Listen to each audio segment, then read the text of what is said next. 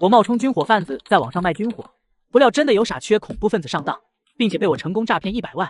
请问我的行为是否构成违法犯罪？昨天我只是在网上吹牛，说我有一批军火急需出手，没想到当晚就有一个自称金三角军阀的人加我，并且直接转给我100万美金，说是作为定金。我想也没想，直接收下定金后就玩起了消失。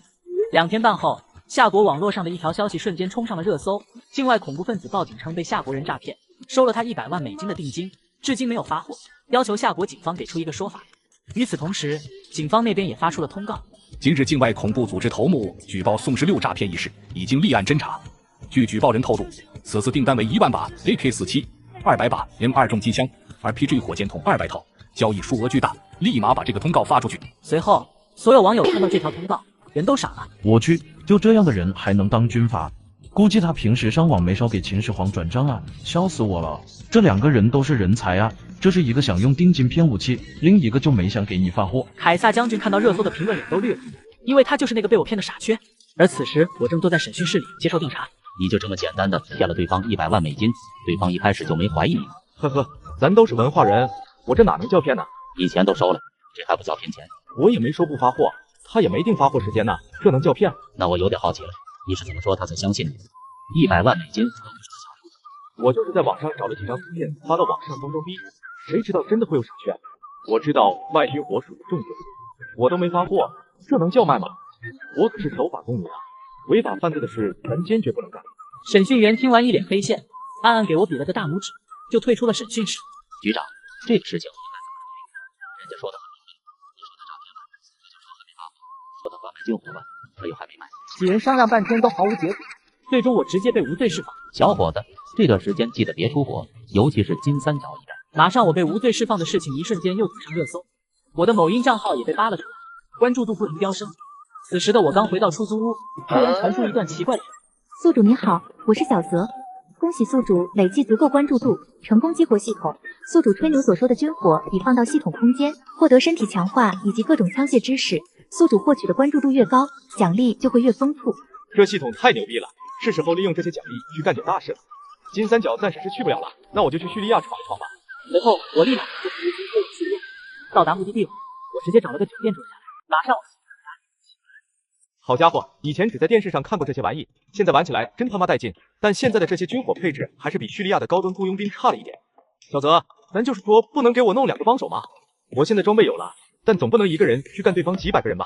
恭喜宿主某音关注人数达到30万，奖励10个超级战士。瞬间10名身穿迷彩作战服的战士出现在我的面前，一看就是精通群将。好家伙，有了这10名战士，何愁大事不成啊？我直接从1号到10号给他们起了名，以后我们就是兄弟了，叫我大哥就行。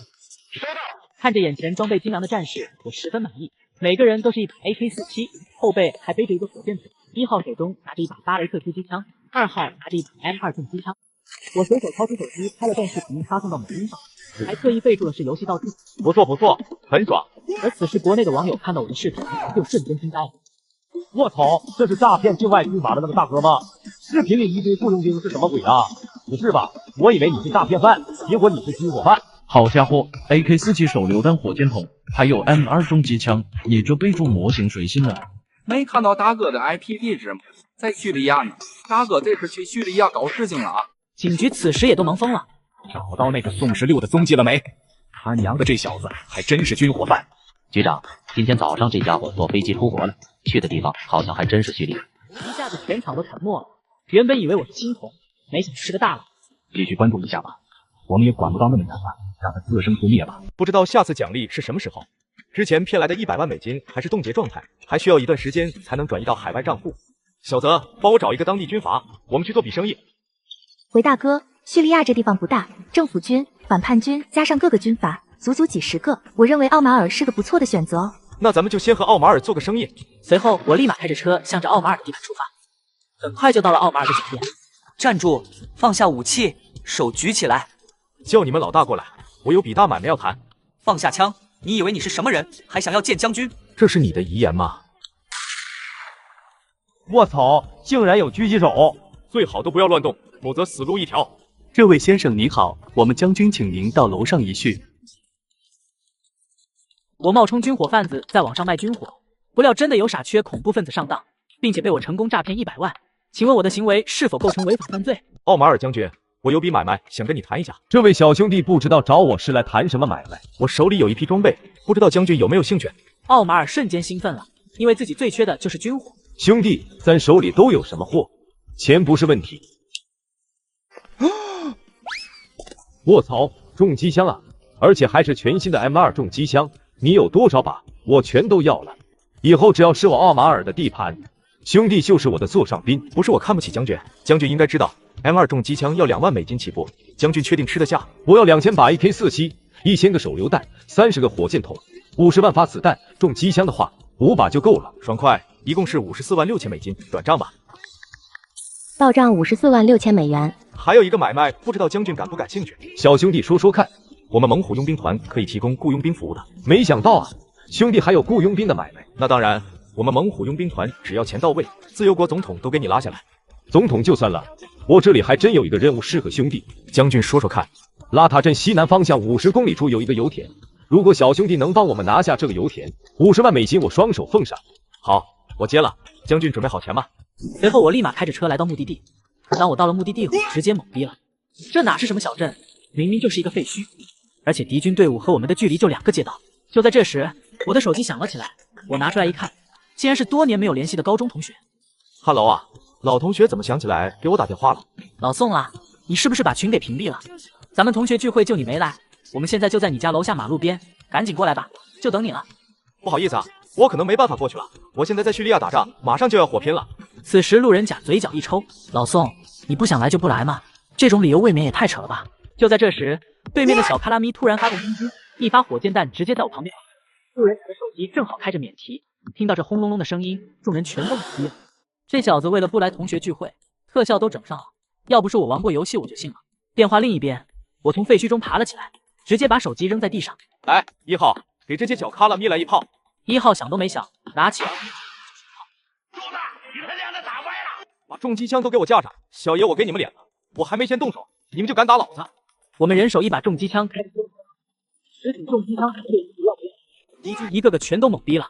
不是说这块都是民兵吗？这火力你跟我说这是民兵？此时电话那头的同学一个个全都惊呆了。天呐，他不会真的在叙利亚干仗吧？听声音好像是交上火了。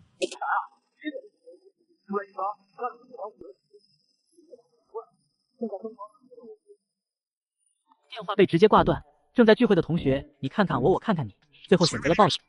随后路人甲把我俩的通话记录发到了网上，现在所有人都知道我在叙利亚玩游戏，众网友再次懵逼。这大哥是真牛逼呀！前2天还骗了恐怖分子100万，这一出国就直接成佣兵头子了，真的是太溜了。我这边的战斗也接近尾声了，正当我准备跟小弟们收拾装备时，拿着望远镜的1号突然大喊：“不好了，老大，敌军增援赶来了！”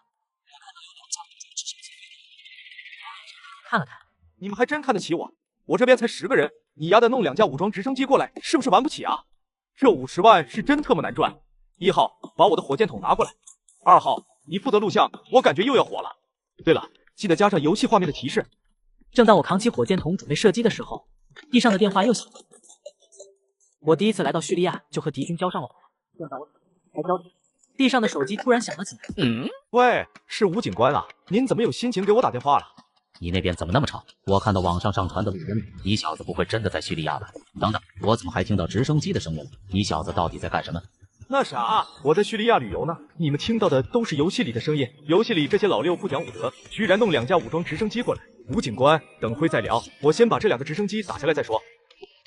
还游戏？这游戏也太他妈真实了吧！此时我肩膀上扛起一枚火箭炮，大喝一声：“1号，咱们上，不给他们点厉害尝尝！这些大胡子还真当我们是跟他们闹着玩的。”紧接着，1号马上一枪打在直升机的尾翼上，直升机尾翼瞬间受损。此时我立马扣动火箭筒扳机，噌的一声，火箭弹飞了出去，一朵敌军看到天上的武装直升机被火箭弹轰炸，瞬间傻了眼，犹豫2秒半后，赶紧给他们老大打电话汇报：“老大，炸了炸了！”废话一大堆，炸了不就对了吗？这武装直升机可是老子花大价钱买来的，连个小民兵都炸不了，老子钱白花了呀！老大，是咱们的直升机被别人炸了。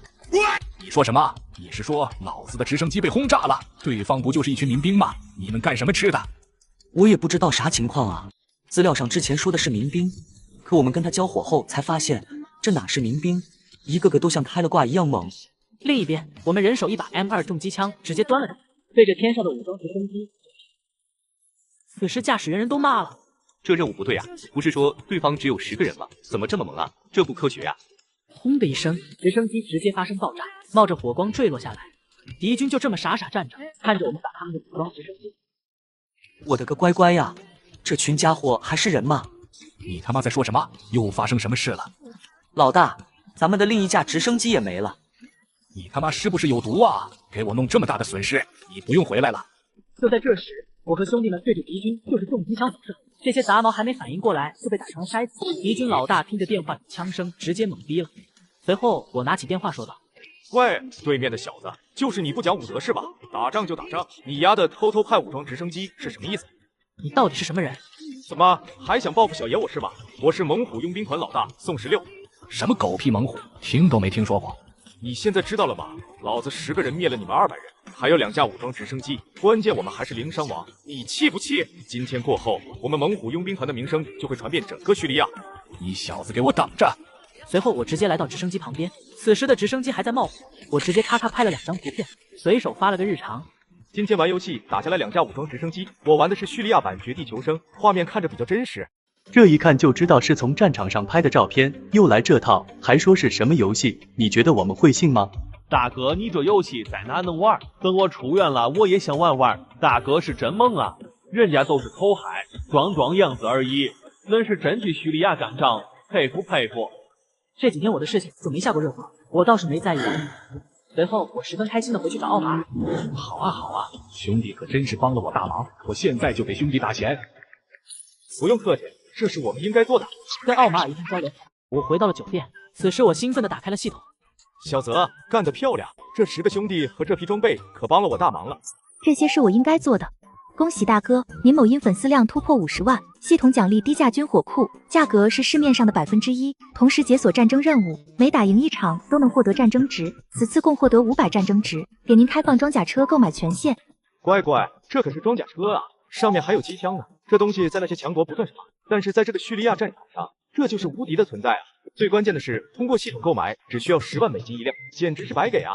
现在我的装备和资金基本都没什么问题了，接下来就是抢地盘了。小泽，帮我分析一下，下一步咱们去哪？回大哥，离咱们不远处有个叫黑水镇的地方，管理很混乱，很适合出手。我把目标定在离自己不远的黑水镇。到达黑水镇的时候，我突然眉头一皱，因为刚刚进入小镇，就看到2个手拿棒球棒的大胡子正在抢钱，而且态度十分嚣张。我举起枪对着冲锋。我来到叙利亚的黑水镇前，第一眼就看到2个大胡子闹矛盾。大哥，不知道有什么事吗？我们是拉里将军的人。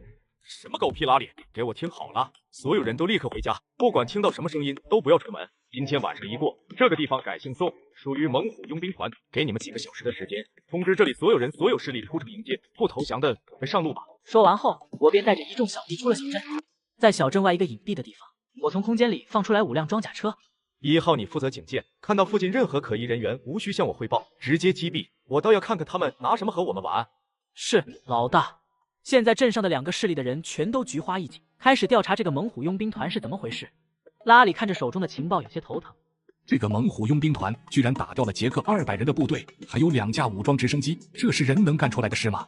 是啊，老大，我们现在手下也不过100多人，装备也就是最垃圾的 AK47，连一个火箭筒都没有，我可不想去送人头啊！妈的，不就是个10人小佣兵团吗？我看他能奈我何！所有人今晚都把眼睛给我瞪大，我倒要看看这小子头上长了几根毛。此时，镇上另一边的一股势力也在讨论我的事情。说说你们现在都有什么想法？大哥，他们都觉得我们黑水镇好欺负，但不管怎么样，我小虎一定跟随老大战斗到底。此时，老大拿出一份情报，一字一句读出来，所有人全都惊呆了。这就是一个10人的雇佣兵小队，居然能灭了一个军阀的200大军，还有2架武装直升机。大哥，那我们还打吗？既然他们进来的时候没有动镇上任何居民，我愿意赌一次，赌他宋16还有良知，不会对手无寸铁的人下手。我们投降。好，我们听大哥的。就这样，黑水镇一南一北2个最大的势力做出了截然不同的选择。龙哥这边让小弟升起白旗，另一边的拉里正在积极备战。100多号小弟，人手一把 AK47，准备和我决一死战。老大放心，我们的防御就算是重机枪也没办法破开，他们绝对打不进来。此时，我们11个人坐在装甲车中，向着黑水镇一路疾驰。刚进入小镇，就看到一个方向竖起一个巨大的白旗。老大，那边是黑水镇的本地武装，带头的是一个叫龙哥的家伙，看样子是被我们吓得已经投降了。既然这样，那就去会会那个叫拉里的家伙。今天看他的小弟挺嚣张的。老大，这次怎么打？直接火力覆盖，这可是装甲车，就他们手里那些破铜烂铁，能把装甲车打掉漆就不错了。很快拉里就看到了5辆寒光凛凛的装甲车正朝他们疾驰，额头上瞬间冒出冷汗。特么的，难道我花钱买的情报是假的吗？这就是10个人的佣兵团，10个人特么都有5辆装甲车，还看什么？给老子开火呀！赶紧上去干他呀！此时装甲车上的机枪已经开始开火，无情的击杀正在抵抗的小弟，简直就是单方面的碾压。5辆装甲车打得对面不要不要的，拉里惊恐的喊道：“大哥，别打了，我投降，我以后就是大哥的人，大哥让我干嘛我就干嘛。”我给过你机会，但是你不珍惜啊！我宋16从不给人第2次机会。此时另一边的阿龙正在瑟瑟发抖。奶奶的，这伙雇佣兵还真是凶神恶煞呀，这谁顶得住？大哥，你的决定是真明智。当初他们的路线本来是对着我们来的，看到我们这边已经举白旗了，还向着拉里那边过去，太他妈吓人了。大哥，他们过来了！我他妈眼没瞎，所有人都给我赶紧列队欢迎新老大！你就是他们的老大？叫我小龙就好。现在这里只有一个大哥，那就是你宋大哥。你小子很懂人情世故啊！老大，今后小龙我一定死心塌地的跟随你。不错不错，有魄力。以后这小镇就归你帮我管辖，但是一定要维持好治安，在我的地盘中，其他人不许开枪。好的，请老大放心。此时的我头疼起来了，因为刚收编了一群小弟，这下我身后有100多张嘴等着吃饭，得想办法搞点钱才行。哦，对了，我某音不是有50多万粉丝吗？第2天我直接开启了直播，别人直播带货，我卖点军火接几个任务，应该问题不大。卧槽，大哥开直播了！卧槽，大哥，看看我去投奔你，我打枪嘴准。都别激动哈，我们猛虎佣兵团只要钱到位，什么活都能干，欢迎家人们多多下单哦。好家伙，人家直播带货，你直播接任务。就在这时，一条连麦申请弹了出来，我马上点了接受。然后一个穿着紧身裤豆豆鞋的男人出现在屏幕上。我直播卖军火，没想到宇将军和我连麦要真是我。哎呦呦，看看这是谁啊？你这头型挺牛啊，花了不少钱吧？我看兄弟们说你是雇佣兵，还上过热搜，你们这剧本可以啊，要不要跟我混？我叫宇将军，夏国这一片题我绝对好使。不是哥们，你神经病吧？笑死我了！小崽子，居然敢骂我！想现实碰一下吗？不服，定个地方，你看我挑不挑你下线就完了。你吓唬谁呀你？你来啊，我给你订机票。此时宇将军一下就来精神了，你记住，别和你宇哥玩社会，有种来我这咱们现实里碰一碰，别给我吹什么叙利亚。1号，给他来一梭子听听讲。1号举着 AK 对着天空一梭子，弹壳洒落一地，发出叮叮当当的声音。直播间瞬间安静了，社会的宇将军也沉默了。你以为弄点特效和仿真枪就能吓到我？你再敢多说一句，可以试试我能不能把你怎么样？宇将军咽了一口唾沫，下一刻，宇将军突然退出连麦。我操！直播间被封了，于将军那次碰上真大哥了。此时我把摄像头对向自己的装甲车大，直播间在线人数直逼50万，我也要开始带货了。家人们，咱也没有什么才艺，大家看这辆嘎嘎新的装甲车，防弹钢板，防爆底盘，原装自带高射速重机枪，原版原漆，无磕碰无事故，非库存，全新出厂，原价100万美元。今天给我直播间的家人20万美元一辆，家人们准备好了吗？来，3、2、1，上链接，家人们赶紧去拍。我去，大哥你来真的！好家伙，直播卖军火，真是活久见啊，太牛逼了！大哥牛逼，看得我都想报警了。卧槽，这是谁啊？我刚想看看数据，就告诉我库存清空了，100辆装甲车就这么卖完了，谁这么大手笔？我到后台看了一眼，情不自禁的就直接把名字读了出来。卧槽，夏国总装备部，怪不得能瞬间清空库存。我去，原来是上面的人物出手，这谁顶得住？可我却突然露出一副奸商的表情。家人们，咱们家的宝贝不包邮哈，运费和税什么的太贵了，只支持上门字体哦。我这话一出，买装甲车的那些大佬全都笑出了眼泪。哈哈哈，不要紧的，小问题小问题，给个地址，我们上门字体。哈哈哈，我这地方你们还不知道吗？就在左上角写着呢。你小子注意点，可别玩过头了。领导放心，我们猛虎佣兵团不看别的，只看钱。好家伙，大哥牛逼呀，已经可以和上面的人对话了。看装甲车被清空后，我就直接下播了。这时，系统突然搜索到一个任务。大哥你好，发现一个新任务，任务内容是消灭一个军阀，目标人物杰克，赏金100万美金。我一看任务目标叫杰克，这不就是之前让手下开直升机轰炸我的那个老小子吗？我还没找你，你倒是送上门来了。好，小泽，这任务我接了，马上出发。兄弟们，随我去执行任务。收到。另一边一处正在交火，阿里被对方打头都抬不起来，他对着2把手大老二，怎么回事？任务不是已经被接了吗？增援怎么还没到？大哥，这个我也不清楚啊。一回头，他就看到5辆装甲车正向自己方向开过来。将军你好，我叫宋16，猛虎佣兵团负责人。果然英雄出少年，没想到大名鼎鼎的猛虎佣兵团老大居然是一个年轻小伙子，还拥有5辆装甲车和这么多装备，真是天助我也。将军言重了，我这点兵力不值一提，也就是接点小任务赚点小钱。小兄弟太谦虚了，你这要是不值一提，那整个叙利亚的雇佣兵全都是屁。阿里将军，你看咱们这个费用是不是要提前结算一下？放心，咱们稳赢。既然兄弟都这么说，区100万美金，我现在就打钱。老二，马上把钱给小兄弟打。好的，大哥。1号，手机架好，给我录个素材发日常。随后，我直接带着兄弟们加入了战斗。有了我们的加入，战场形势瞬间扭转。都他妈是废物吗？对方援军就他妈10个人，你们冲锋10几次都没拿下来，平时的饭都白吃了吗？老大，他们的火力太强了，根本冲不上去啊！他们火力强，老子的装备就是纸糊的吗？这次你要是还拿不下，信不信老子毙了你？2分半后，在我们的火力压制下，杰克身边就剩下几个人了。此时我直接拿着重机枪对着一桌子，2秒半后，杰克就剩下孤家寡人了。他还想继续举枪射击，可是装甲车已经把他团团包围了。就他妈你叫杰克呀？不知道的还以为你是小日子奥特曼。是我，没记错的话，老子第一次接任务就是你小子叫武装直升机偷袭我的吗？大哥，我错了，再也不敢了。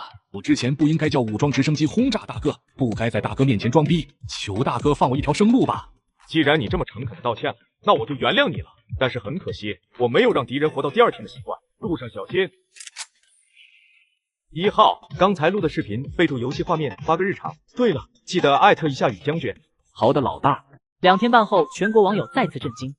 好家伙，大哥是真记仇啊！有幸听过录音，第2季确实是有人派直升机偷袭大哥，反手就被大哥轰下来了。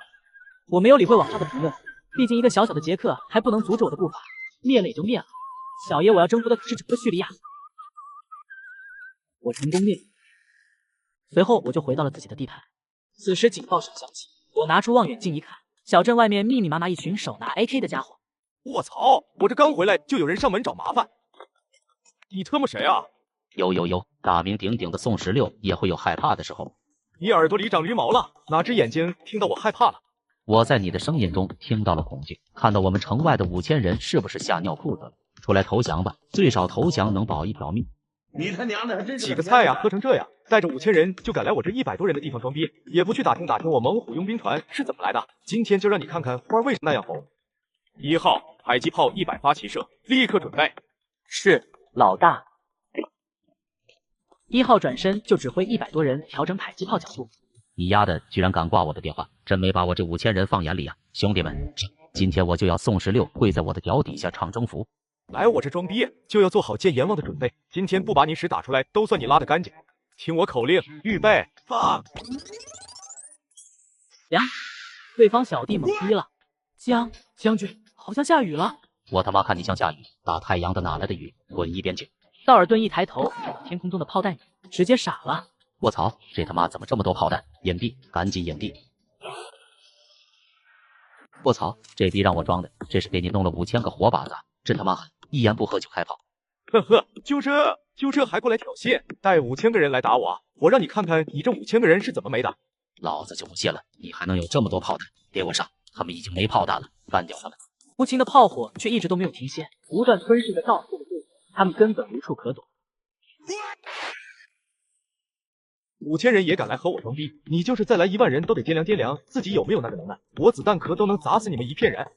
此时，另一边几辆车正在疾驶，突然听到前面爆炸声，司机直接就是一个急刹车。怎么回事？前面发生什么事了？老大，前方是黑水镇，听声音打得挺激烈。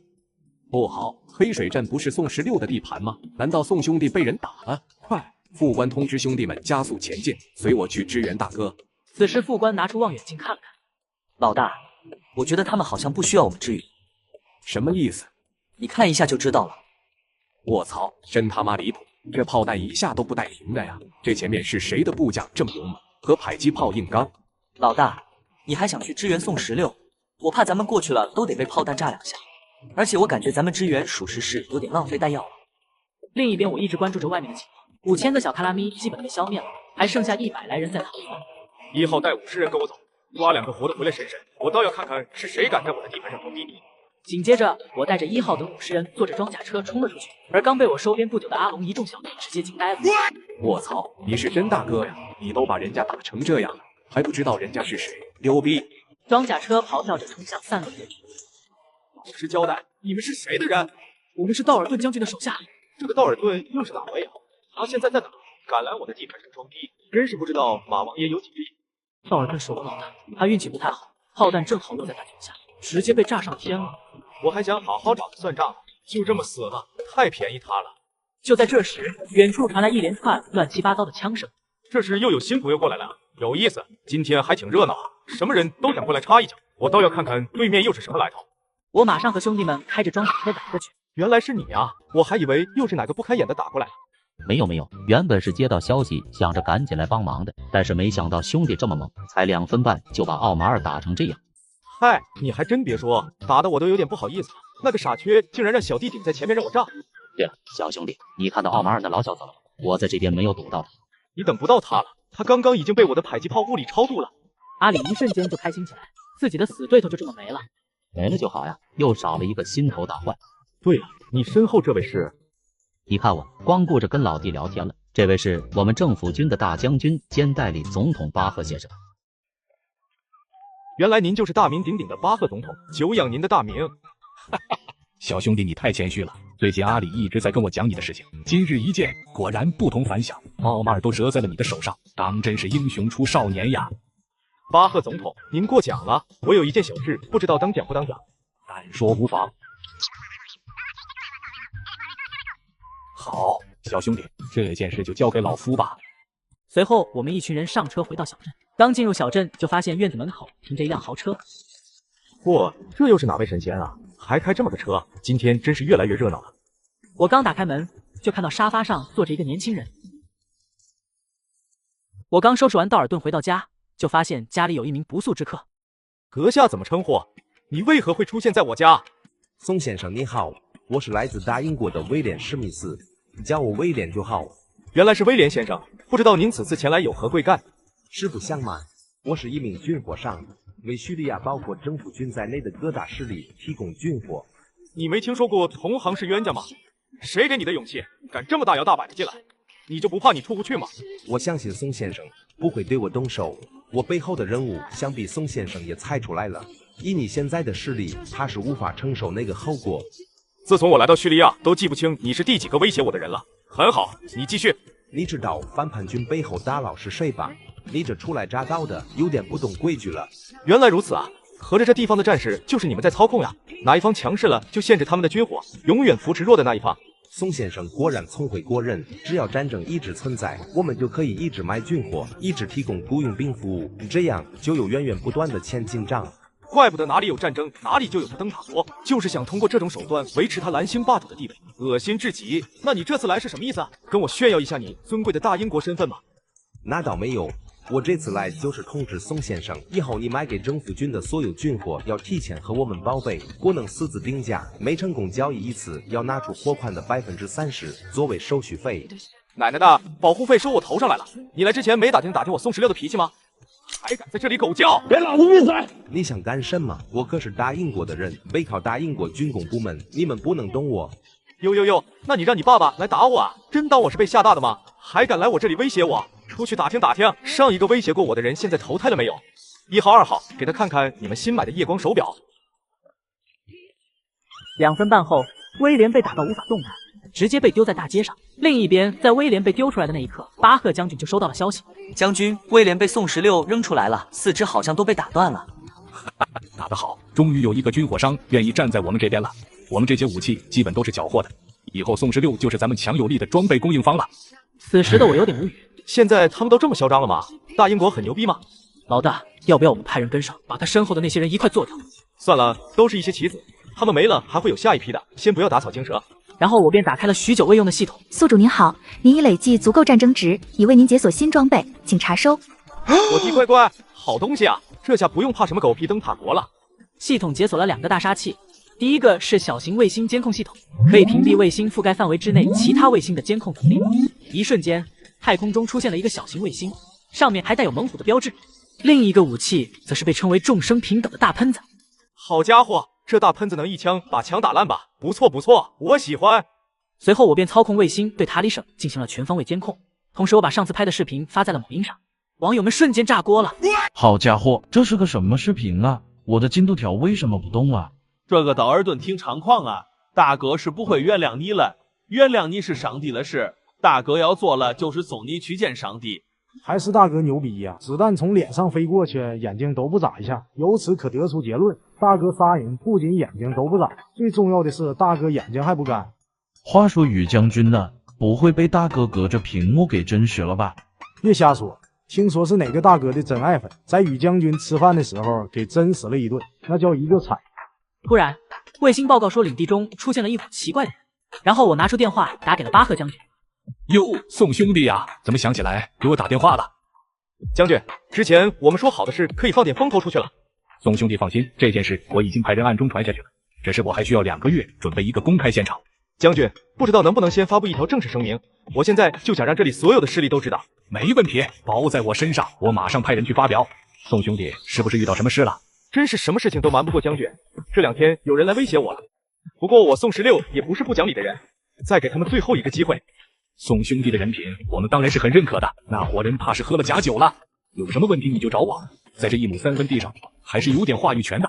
老哥的好意我心领了，不过这种事情还是靠我自己吧，不然他们肯定不服，以后会有越来越多的人来找麻烦。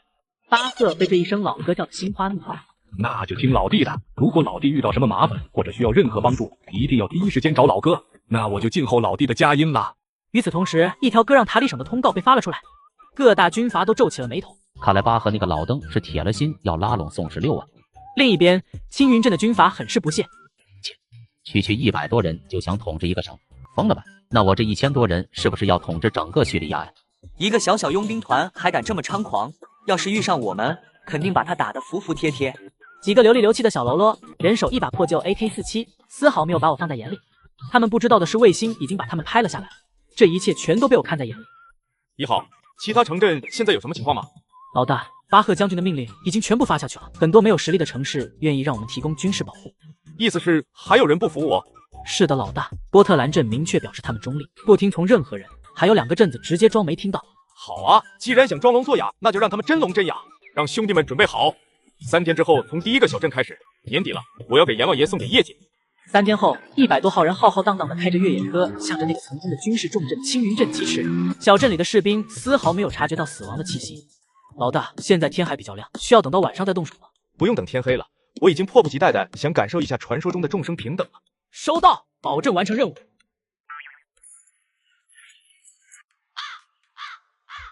刚才我又下达什么命令了吗？1号二话不说上。怎么回事？谁让你们开枪的？老大，不是我们，是宋16他们来了。你说什么？他们来了多少人？都带了些什么装备？老大，目测也就100、10来个人，人手一把大喷子，拿这么点破装备还敢过来找麻烦，疯了吧？兄弟们，给我上！今天我就让他们看看，在这个塔里省到底是谁说了算。他以为没有装甲车的猛虎佣兵团就是一只病猫，笑得很是开心。所有人给我记住，不留活口，结束后来我这里按战绩领奖金。是的，老大。他不知道的是，卫星已经把实时画面投放在了我们的单兵作战系统上，他们的一举一动都被我们看在眼里。乖乖，这简直就是开挂！这要是都打不赢，我就可以回家睡大觉了。2个半小时后，对面1000多人被我们打的就剩下几个人了，全都在抱头鼠窜。另一边，敌军老大看着自己的手下一个个出去，但愣是没有一个人回来报信。你们这群王八蛋，人呢？都他妈去哪了？老子的机枪呢？给老子搬过来！老大怒吼一声，然后把他们仅有的一个8手轻机枪搬了出来。就在这时，他们突然发现周围安静的十分诡异。老大拿出望远镜，开始四处搜寻他们的人马。找到什么了吗？滚，离老子远点！全都给我警戒！还没找到吗？我知道人在哪。滚一边子去！老子拿望远镜都没看到，你知道个屁！突然他察觉到一丝不对劲，这个人的声音怎么从来没听过？而且话语中还带着一丝笑意，是什么意思？然后他便僵硬的转过头，发现屋子里有100多把大喷子，手下小弟都被吓尿了。你居然2次让我滚，很好，在叙利亚你还是第一个，有魄力。大哥，我错了，你给我一次机会吧，原谅我吧。原谅你是佛祖的事，来，送他去见佛祖。对了，不要让他走得太痛快。这时，我的手机突然响了起来。喂，哪位呀？请问是宋16吗？我是某音老大，有件小事，不知道小兄弟方不方便？哦，原来是张总呀，久仰您的大名，什么事您尽管说。是这样，就是你之前发的那个视频有没有完整版的？这几天都有好多人来我们办公大楼堵门了。好家伙，没想到我还有这么狂热的粉丝。既然张总都开口了，那我稍后把完整版发出去，但是中间还是有些画面要被剪掉的，你懂的。对了，我也有一件小事，张总也知道我是干什么的，以后我发布的视频和直播可以不限流不封停吗？此时张总头上已经冒出了冷汗，他是个商人，他深知说一个不字付出的代价有多大。小兄弟你放心，只要上面不点名，我们绝对不处理你的账号。看来还是国内的同胞懂人情世故。就在我们说话的时候，1号他们已开枪把那些残余力量都消灭了。电话另一头的张总听得心惊胆战，这就是那些不懂人情世故的下场吗？这家伙还是人吗？好，那就感谢张总了。我这边还有点事，有2条狗不太听话，我看看什么问题，先不和你聊了。挂断电话后，我看了看现场的情况，发现兄弟们有点疲惫，毕竟是日夜兼程赶过来的。今天先找个地方休息一下，明天先从波特兰城开始，我倒要看看是谁给他们的勇气敢拒绝我的。同时，我让小泽把之前的视频剪辑了一下，发布到了网上，铁粉和网友们顿时热泪盈眶。我操，后续真的来了，某音撑不起我啊！我操，老哥是偷偷进化了吗？这一脚能把人踢飞20米远，这一脚帅呆了，这哪是人，这简直就是怪物呀！路上了说话注意点儿，小心大哥回来也送你一脚。我拿大哥当亲人，大哥拿我当表弟，大哥你竟然偷偷进化不带我。我没再看那些评论，毕竟明天还有一场硬仗要打，要早点休息养精蓄锐。第二天天才蒙蒙亮，越野车队就已经出现在前往波特兰城的路上。车队行驶2个半小时后，突然一个急刹车，1号大喊道：“老大，有新发现！”什么发现？车队刚刚行驶了2个半小时，1号就发现了新情况。老大，前方发现一座油田。油田？没想到还有意外收获，有多大？具备开采条件吗？老大，这里已经有一套完整的开采设备，虽然说有点简陋，但是应该也能用，问题不大。我马上拿着望远镜观察了一下，嚯，不错呀，看样子还不小呢。老大，这应该就是他们拒绝让我们提供保护的原因。果然人为财死，鸟为食亡啊！换作是我也不会低头。小泽，启动卫星看看里面的情况。宿主你真麻烦，这点小事都要教我。正在启动卫星。卫星接收到指令后，马上对油田进行了监控。卫星显示里面有几百个平民正在开采石油，一部分人在炼制汽油。那守卫情况呢？守卫人数倒是不多，只有20多人，人手一把破旧的 AK-47。又是 AK-47，这 AK-47算是叙利亚小军阀的标配了，毕竟价格便宜还好用，维护成本几乎为零。随后，我马上给1号下达命令：新任务，去把他们端了。对了，那些工人和设备留下，有这种好东西不早说。是的，老大，兄弟们出发！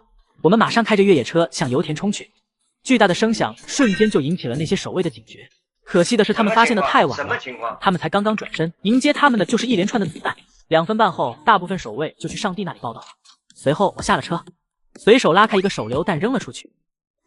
卧槽，不愧是老大，随便一扔就是几10米，还精准扔到了窗户里。一声巨响之后，从房子里飞出来2个守卫，看样子只剩最后一口气了。随后我走上高台，举起步枪对着天空就是一连串的子弹，下方马上就安静了下来。我猛虎佣兵团老大宋16，从现在开始这个油田归我了。同时你们想回家的可以回家，我绝不勉强。想继续干的每个月200美金，大家可以好好想想。下面的一群人瞬间开始议论，这200美金在夏国不算什么，但是在叙利亚这地方，一般的军阀小头目都拿不到这么多钱，他们没有拒绝的理由。这时，其中一个男人站出来，有些害怕的说道：“你们真的是猛虎佣兵团吗？你竟然还有点怀疑？目前为止，在叙利亚还没有人敢冒充小爷我的名号。你说任何入侵塔里省的人，你都会追杀到底，是真的吗？”我宋16说话算话。当然了，做我的手下，首要目标是要保护好自己。只要活着，不管是谁，小爷我都能给你们找回来。这话一出，台下的一帮人瞬间全都兴奋起来。毕竟以我的身份，根本不需要和他们废话。而且这$200对他们来说诱惑力太大了，整个叙利亚都没有这么高的工资。我愿意，我也愿意。猛虎佣兵团万岁！我们都愿意跟随猛虎佣兵团。台下上百人兴奋地大叫起来。高台上的我则是一副预料之内的表情。既然如此，你们愿意留下的人捡起地上的武器，守好这里；不愿意继续干的，我护送你们回家。宋16老大万岁！宋老大，你攻下波特兰城后，还会像黑水镇那样管理吗？那当然了，只要攻下来，那就是我的领地，在我的地盘里，没有压榨，没有强迫。虽然说他们没有什么关系我，但是黑水镇的现状他们都是知道的。可以说黑水镇一度成为让他们这些平民最羡慕的地方。另一边，波特兰城的现任城主斯考特皱着眉看着一条条情报。就没有一点有用的信息吗？怎么全是这些吹嘘宋16的狗屎信息？旁边的小弟无奈地回答道：“老大，自从这个宋16来塔里省之后，现在塔里省的两边都是政府军的地盘，我们的人根本出不去啊。”斯考特狠狠地踢了一下桌子。他妈的，老子手里这么多钱，居然买不到军火。要是有武器，老子会怕他一个小小的雇佣兵，什么猛虎，什么宋16，全他妈给老子靠边站。另一边，我们的越野车队伍也开了过来，车子最前面插着一杆旗帜。上面是一个明晃晃的猛虎头像。老大，插这么个旗子能好用吗？无所谓，好用就省点事，不好用就直接打进去，多大点事。也对，那老大，这次咱们怎么打？只要拿枪的就是敌人，格杀勿论。我会让小泽给你们提供实时卫星图像，记住，我要零伤亡。放心吧，老大，在整个塔里省还没有人能对我们猛虎造成任何威胁。很快，我们车队就到了波特兰城附近，可眼前的场景让我彻底惊呆了。我们刚刚到达波特兰城，眼前的景象就让我大吃一惊。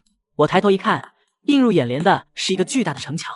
这玩意儿在夏国100年前就没了吧？没想到这个地方还有点意思。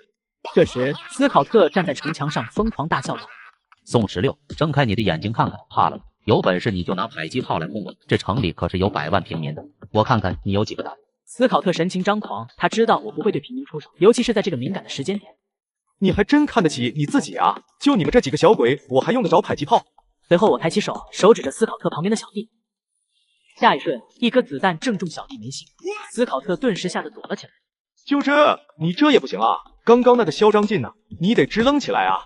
这时的城墙上鸦雀无声，所有人都躲在垛口后面瑟瑟发抖。对面的，你们倒是出来个人啊！再不露头，我可就直接打进去了。斯考特终究还是一城之主，躲在城墙后面扯着嗓子喊道：“宋16，有种你就打进来呀！你看我不把你打成筛子！”呦，这么离谱的要求我还是第一次见。1号，听到咱们考大将军的要求了吧？满足他。是，保证让他满意。考将军，一会记得给我个5星好评哟。此时我扛起一个火箭筒，1号他们也每人扛了一个，其余人则人手一把重机枪。然后我们开始向前推进，一连串的子弹打在城墙上，那些士兵连头都抬不起来。反击啊！都他妈给我反击啊！你们都是干什么吃的？他们的火力是真特么猛。这时我直接发射了一枚火箭弹，1号他们看到之后也马上扣动扳机，瞬间一根火箭弹一声巨响之后，原本坚固的城门直接被轰碎。兄弟们，给我上！只要是拿枪的，一个都不留。那个领头的黄毛，给我留着。随后越野车咆哮着冲进城门，上面的士兵听到外面没有声音，就知道大事不好。还没等他们探出头来，100多人就已经登上了城墙。我二话不说，一手拿刀，一手拿枪，直接冲进人群，开始在人群中大杀四方。我滴个乖乖，老大这么猛，这也太吓人了。平时看着安安静静的，原来都是装的呀！兄弟们，给我上！3000多人在我们100多人的碾压下，仅仅2分半就所剩无几了。斯考特已经震惊麻了，他全然不敢相信自己手下居然这么的不堪一击，而且我们甚至都没有使用热武器。就在这时，已经瘫倒在地上，考特发现我们并没有注意到他，他举起自己手中的 AK-47对。就在这千钧一发之际，我直接一个闪躲，3发子弹擦着我的头发飞了过去。斯考特瞬间懵逼，我操，躲子弹！你竟然在躲子弹，还他妈是步枪！说好的7步之外枪最快，电影都不敢这么拍呀！好，你开挂式吧，谁玩得过你啊？我回头对着斯考特笑了一下，你怎么能这么调皮呢？你家里人知道吗？就这一笑，直接把斯考特吓得精神失常了。此时1号他们也差不多结束战斗，斯考特的有生力量被全数歼灭。1号看着眼前的斯考特，轻声的问我：“老大，你是怎么把人家吓成这样的？”眼前的斯考特显然已经被吓傻了。卧槽，忘记问他钱放哪了，这下好了，还得我自己找。再说了，我就是笑了一下，谁知道直接就把他吓成这样，真是不懂得欣赏。老大，您还别说，就您这个笑容，一般人还真承受不起。去一边去，不会说话就少说点。我这么老实温柔的一个人，平时连蚂蚁都不舍得踩。随着战斗的结束，另外2个没有表态的小镇肯定也收到了消息。此时的我还在波特兰城里搜索，1号随手推开一个大门，我顿时吃了一惊。好家伙，把钱都藏在这里了呀，让我一顿好找啊！这不科学啊，这钱也不少啊。斯考特怎么穿的破破烂烂，武器也都是接近报废的 AK47。老大，我估计他就是想省下来给你留着。哈哈哈，你现在拍马屁的功夫越来越熟练了呀。对了，找人把这些现金收起来，然后再招1000个人，组织一个1000人护卫队，用来保护城市和油田的安全。此时油田的那些工人也都赶了过来。宋16万岁，猛虎佣兵团万岁！这一仗打得真值，不仅收获了油田和钱，最重要的是收获了民心。这时系统突然自己冒了出来，宿主有个好消息通知你。什么好消息？说来听听。您的关注量已经突破100万，获得成就礼包。什么礼包？快打开让我看看。恭喜宿主获得1000个初级战士。这1000个士兵看着不赖啊，还行还行。怎么能说不赖呢？这些战士可都是兵王级别的，有着兵王意识加成，你就偷着乐吧。算了，不说这个了，走一步看一步吧。2号，你先留在这里收拾一下残局，稳定一下局面，顺便再找一个合适的城主。是的，老大，请老大放心。随后我便带着众人离开了波特兰城。我们刚刚到达小镇外，就看到远处走过来一个人。大人，我们老大让我过来投降，我们愿意投靠猛虎佣兵团。实在不好意思啊，我这个人从来不给别人第2次机会，所以你没有机会投降了。对了，你回去告诉所有人，这个小镇明天一早就会被夷为平地，愿意离开的人就去黑水镇，不愿意走的就永远留下来吧。随后这个小弟便一脸懵逼的走了，根本没听明白我的意思。2分半后，我通过卫星画面看到有些士兵伪装在平民中往黑水镇方向前进。1号，这些人都记下来了吧？放心吧，老大，看我不捏死他们。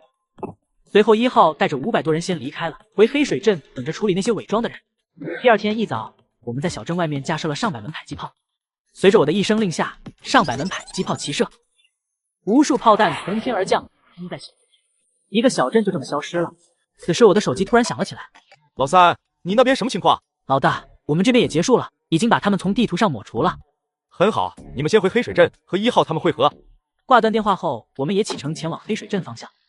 刚刚回到黑水镇，远远的就看到小镇外面有一支军队。哟呵，这是又有人来找麻烦了啊！竟然还有重机枪、火箭筒，有点意思。老大，这一帮人一早就来了。他说他叫克劳德，中立派军阀，手下有1万多人。什么意思？中立派也过来找麻烦了吗？老大，他说他是来投靠您的。他一个大军阀来投靠我，他没事吧？具体的我也不清楚，但他确实是这么说的。根据大数据分析，这个人崇拜宿主的可能性高达90%，结合对方性格，投诚概率在92%左右。卧槽，小泽，你还有这头业务呢，牛逼呀！我也没办法呀，跟着你这个宿主心太累了，就当帮你了。好，那就见见这位将军。2分半后，他被人带了进来。话说你这手底下有1万多人，还是中立派，怎么能来我这里呢？哎呀，宋老大您就别谦虚了，您的英姿我在某音上可看的是一清二楚啊。而且我感觉叙利亚的局势马上要发生变化了，所以这个时候站好队很重要。没想到你的眼光还挺长远啊！哪里，我也就是喜欢看看视频，打打杀杀不是我的强项。话说回来，你手里这3座油田，一个铁矿，你舍得吗？夏国有句古话，识时务者为俊杰，更何况我还想要在未来活下去，这点损失不算什么。好，那这样，塔里省上面的2/3交给你，油田和各种矿产你着手开发，收益你可以留下1成。您就这么相信我？咱们见面都没超过10分钟了。用人不疑，给你一个机会，我这里没有那么多规矩。克劳德瞬间感动得热泪盈眶。但是有一点，规矩不能乱，任何武装势力没有经过我的批准，不得进入塔里省，能不能做到啊？此时克劳德突然跪下，把我给整不会了。以后我克劳德就是老大的谢风，我与塔里省共存亡。我相信他一定做得到，因为我不仅没有动他的军队，反而还委以重任，他发自内心的感激我。去吧，把你的队伍带过来，这些地方武装不要解散，也归你了，以后这里就是你的地盘。记住，对平民好一些。老大放心，一定不会让你失望。说完话，他便十分激动的离开。随后，我便直接给巴赫将军打去了电话。老哥最近有没有想我啊？哈哈，那能不想吗？老弟这么开心，肯定是有什么好事吧？什么事都瞒不过老哥啊，是好事，而且是双赢的好事，对老哥你来说更是一件大好事。什么好事？快说给老哥听听。我便把克劳德的事讲给了巴赫。老弟啊，不知老哥多心，克劳德可是一个万人大军阀呀，你确定他是真心投效？老哥放心吧，在塔里省的地盘上，还没有人敢这么为所欲为。对了，说正事，克劳德的地盘已派人去交接一下，包括油田和矿。巴赫的下巴差点被我惊掉。老弟，我没听错吧？这些东西他都让出来了呀？看你说的，我还能拿老哥寻开心不成？好好，那老弟，你看看这个分成怎么定？我则露出了一副奸商的表情。看在老哥的面子上，我就收个5成的辛苦费好了。电话那边的巴赫咬了咬牙，但还是很爽快的答应了。老弟，哥哥还有件事，你看最近战事也比较紧张，咱们这边的武器你看看，给安排一下。放心，我先给老哥100辆装甲车，重机枪、手榴弹管够，随时用随时拿。我就知道老弟不会不管我的。聊了一会之后，我便挂断了电话。同时，我让小泽把我们在青云镇的战斗画面发了出去。此时的克劳德正在玩手机，突然刷到了这条视频，旁边的副官看得目瞪口呆。我的个乖乖，宋16这是有卫星时时刻刻盯着塔里什么呀？谁能想到一个雇佣兵组织居然有卫星，简直是可怕呀！克劳德此时都笑得合不拢嘴了。看来我的选择相当正确，还好我来得及时，老大牛逼！克劳德沉浸在震惊和喜悦中无法自拔，毕竟上面有卫星时时刻刻盯着。你什么时候放个屁，我都知道，你拿什么跟我打？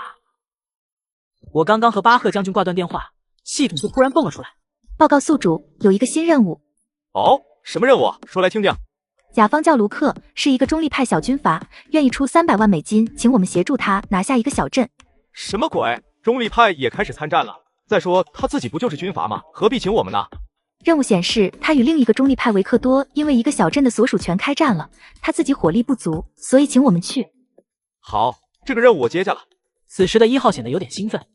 老大，一个区5000人的小军阀，我带人去吧。那可不行，我这些天待的都要发霉了。这样吧，让老二带人守家，你带500人跟我去。收到。2号则一脸黑线。怎么一到守家环节就是我？随后，我们便开车来到了这个小镇附近。1号，你带人去侦查一下现在的情况。收到。说罢，他们便出发了。我则拿出了地图。这2个军阀实力太弱了，拿下这个小镇明显弊大于利，根本挡不住大军阀的一轮进攻。不对劲，10分得有9分不对劲。这时1号他们回来了。老大，这个小镇几乎变成废墟了，没有平民，还剩大概1000多个士兵。知道了，大家先原地休整，等天黑。此时天也完全黑了下来。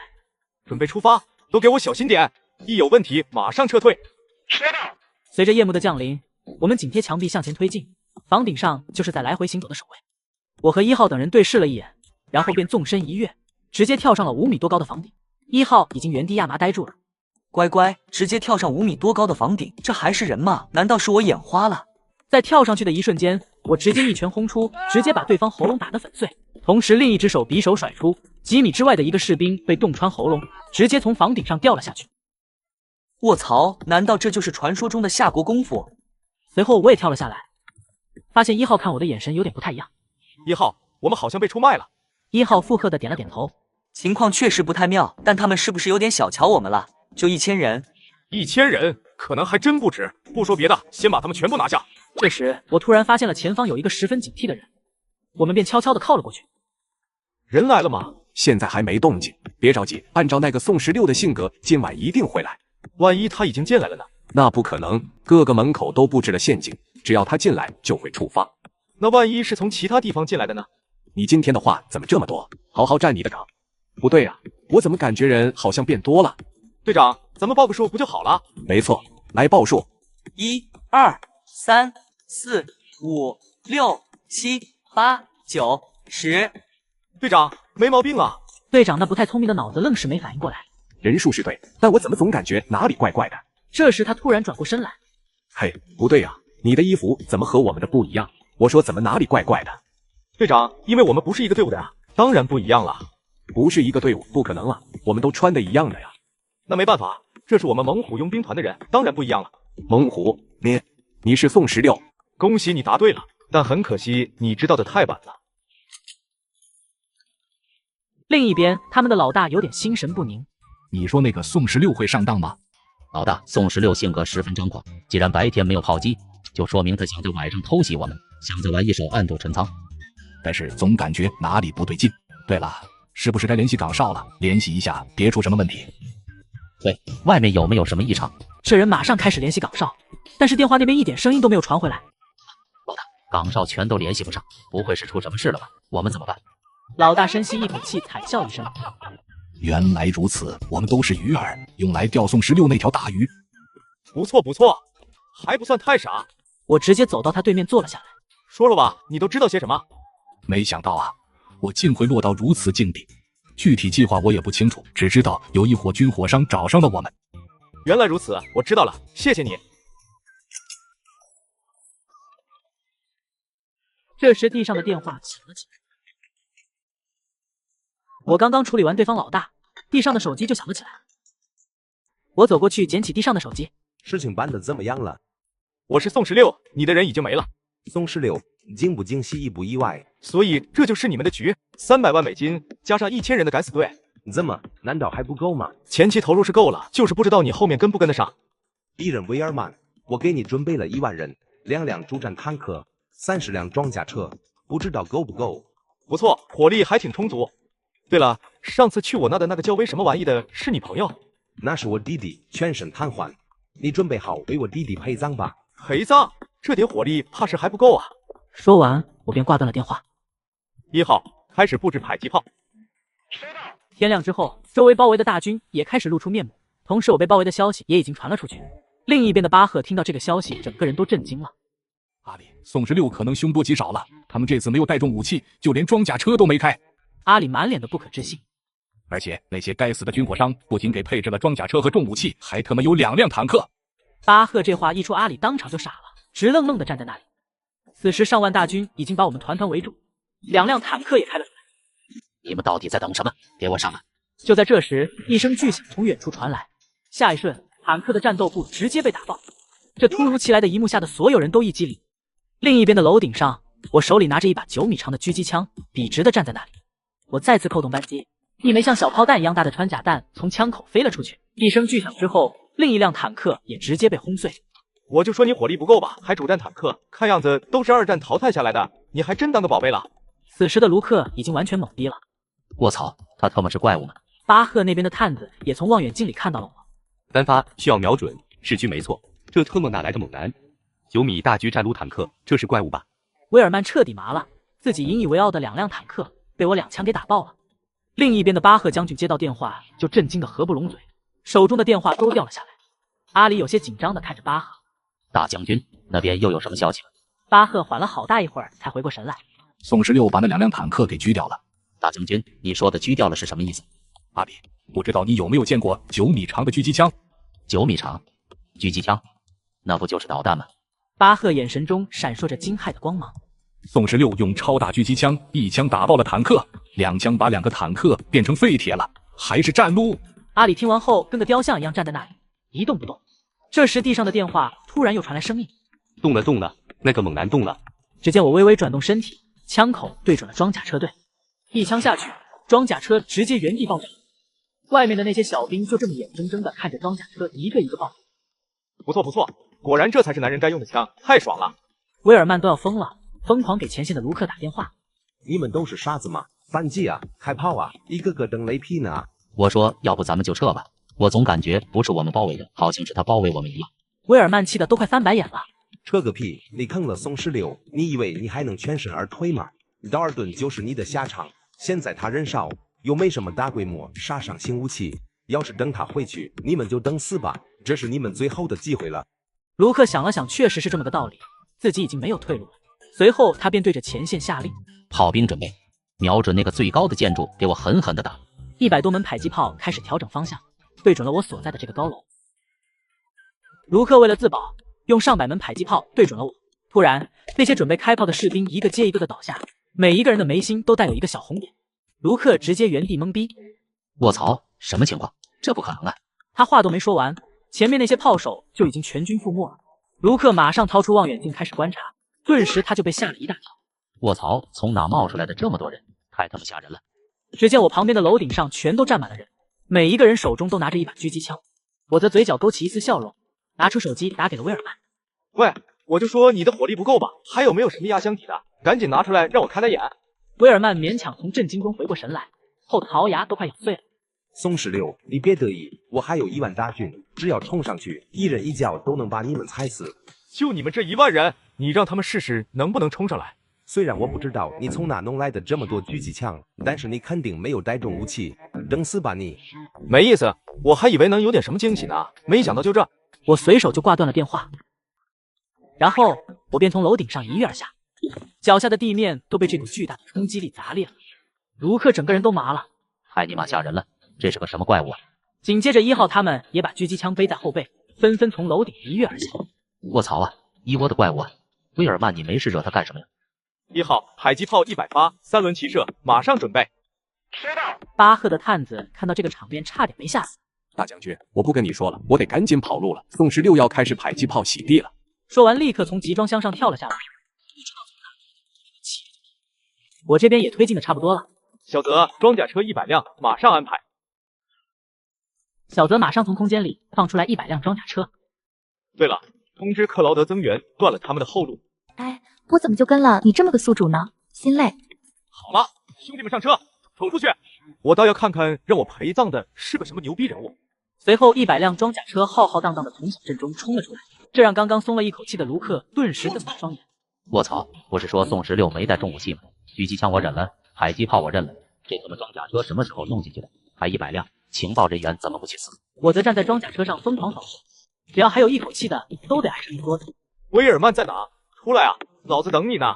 此时的威尔曼已经开车跑路了，卢克也开着越野车飞驰，2辆车就这么一前一后疯狂逃打。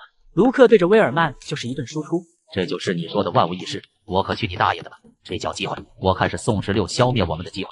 威尔曼也是一肚子火，还不是你们连人家带那么多装备都不知道，我连坦克都拿出来了，谁知道你们这么废物？这下好了，老子的家底都打光了，还得罪了宋16，这下叙利亚他是都待不下去了。威尔曼已经彻底绝望了，正想着要不要退出叙利亚，突然他们前面打过来一连串的子弹，一发火箭弹正中前方的一辆越野车，越野车瞬间爆炸。卢克等人连忙下车躲在车辆后。前面的兄弟能不能放我们一条生路？我是威尔曼，50辆装甲车换一条生路。对面的克劳德冷笑一声：就他妈你叫威尔曼啊！老子打的就是威尔曼，敢算计我老大？你是嫌命长，还是你家跟阎王爷有亲戚？威尔曼已经吓懵了，他根本不敢相信中立派也投靠了我。此时的卢克也彻底绝望了。妈的，是克劳德，对面最起码几千人，完了，今天算是交代在这儿了。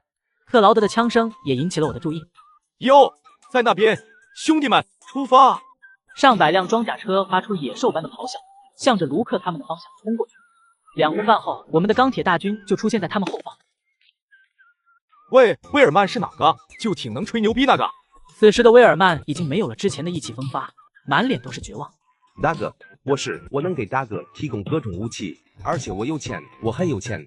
大哥只要能放我一条生路，这些全都是你的。我还是喜欢你那桀骜不驯的样子，要不你恢复一下。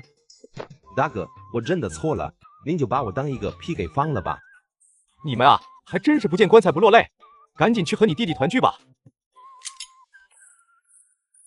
我一枪把威尔曼送到了他弟弟身边。就是你给我下的套。卢克还算挺硬气。都是他的主意，我知道我活不了了，要杀要剐，悉听尊便。好，爽快，就喜欢和你这种爽快人说话。1号，听到了吧？人家提要求了，咱们猛虎要有求必应。嘿嘿嘿，必须满足到位。既然是人家的选择，咱们也不好改。说罢，我便转身离开。对了，把它挂在那个小镇上面，给这个世界提个醒。这就是算计我宋16的代价。告诉他们我宋16来了。我解决掉威尔曼和卢克后，便回到了自己的基地。1号，咱们最近接到多少委托？一共接到10几个，全部都是暗杀，还有一些是给我们情报突袭某小队的任务。这件事一直是老二在负责。不错，不得不说这些家伙是真有钱，一个个出手极为阔绰。没错，最近的几次都是那些军火商花的钱，而且目标还全都是他们之前的盟友。就在这时，基地突然发出警报。警报！警报！有持枪武装分子进入塔里省。我马上起身来到了监控室，里面一个巨大的屏幕正在播放他们的实时动态。只见一队20多人开着越野车冲进塔里省，他们的前方有一辆车正在逃离。二哥，我们还追吗？这里已经是塔里省了，很有可能被那个猛虎佣兵团发现的。猛虎佣兵团？什么垃圾？不过有一个克劳德当手下而已。我大哥可是反叛军最大的军阀，手下80万大军，你以为是吃素的？而且政府军说把地盘给宋16就给了，我们同意了吗？给我追，就算宋16知道了又如何？监控室中，1号看我面色有点古怪。大哥，没事吧？要不我去弄死他们。我算什么东西？很好，他是第一个这么说的。1号，带人跟我走，我来看看是怎么个事。我们刚准备出门，老二突然回来了。大哥，你这是什么情况？怎么火急火燎的？有人挑衅老大，去把老三他们全都叫上，马上出发。挑衅老大？我看他是活腻了，这就来。对了，大哥，需不需要带上一些重武器？不需要，我们开3辆越野车过去，速度要快，而且我们这10个人就足够了。随后我们便开车出发，很快一辆车从我们旁边飞速驶过，开车的是一个美女，脸色煞白，很明显是受伤了。1号，这辆车有点眼熟，是不是被追的那辆车？没错，老大，是他。掉头，追上去！很快我们就追到了那辆车，这突如其来的拦截把车上的美女吓了一跳，她静静地看了我几秒，突然反应过来了。这不是人帅多金的宋16吗？没想到我居然逃到塔里省了，怪不得会遇上他，太好了，这下安全了。这时那些追击的车辆也开了过来。卧槽，是宋16，他们只有这么几个人，给我上，抓住那个女的，一个人头赏10万，抓到人再加10万。那些小弟也是有点什么大病，嗷嗷叫的就往前冲，丝毫没注意到他们老大直接开车跑路。老大还是直接物理超度吗？你看着办吧。话音刚落，1号他们直接就老二直接给对面一辆越野车瞬间爆炸，车里的美女死死盯着战场。这就是传说中的猛虎佣兵团吗？太强了！随着最后一声爆炸，除了最开始逃跑的那辆车，其他的全部解决。老大打完收工，不过老大骂你的那个玩意儿跑了，交给我吧，1个小时之内送他上路。算了，不着急，他不是有靠山吗？我倒要看看他的这个山有多高。好的，大哥英明。我则直接走到那辆车旁边。多谢大哥的救命之恩，我叫叶卡捷琳娜，叫我娜娜就行，我一定会报答大哥的。不要紧，不要紧，举手之劳。你是大熊国人？没错，我这次来就是为大熊国寻找一些强有力的军火供应方。然后发现这里的军火商太卷了，还被其他国家的军火商联手暗算，对不对？叶卡捷琳娜尴尬的点了点头。叙利亚的贩子太多了，早就开始自相残杀了。你这时候想插一脚，怕不是什么好事。还是先带你回去疗伤吧。回到基地后，我才发现了一件尴尬的事情。不好意思啊，我们好像没有医疗兵，但是药物、纱布都有，你可以自己处理吗？他那美丽的眼眸瞬间瞪大。什么？你们没有医疗兵？那你们受伤了怎么办？抱歉啊，就是因为没有受过伤，所以才把这茬给忘了。好吗？你们是真牛逼，大小战斗打了几10场，连皮外伤都没有。没关系，小伤我自己处理一下就可以了。那你先忙，休息好了过来找我，我有笔生意和你谈。说完，他就走进卧室，开始快速处理伤口。处理好伤口后，因为长时间的精神紧绷，再加上我给他带来的安全感，他就沉沉睡去了。